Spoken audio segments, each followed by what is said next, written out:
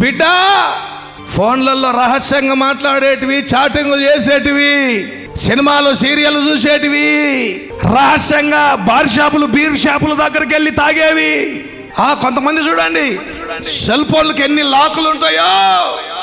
Contact lock, వాట్సాప్కు lock, క్రోమ్కు lock, అబ్బో ఎన్ని లాకులు. భార్యకు తెలియకుండా, భర్తకు తెలియకుండా, తల్లిదండ్రులకు తెలియకుండా అబ్బాయిలను ఇంట్లోకి పిలుచుకొని, అమ్మాయిలను ఇంట్లో పిలుచుకొని ఫోటోలు దిగి రహస్యంగా చేసేవి. జాగ్రత్త. యేసయ్య దొంగలను క్షమించినాడు, వ్యభిచారులను క్షమించినాడు, నరహంతకులను క్షమించినాడు, వేషధారిని మాత్రం క్షమించలేదు. అందుకే వర్ధిల్లలేరు, వాళ్ళు ఆత్మలో వర్ధిల్లలేరు, పరిశుద్ధతలో వర్ధిల్లలేరు. ఈరోజు ప్రభు హెచ్చరిస్తున్నాడు, నీవు నీ కుటుంబము వర్ధిల్లాలి అంటే ఈ అతిక్రమములు దాచిపెట్టకుండా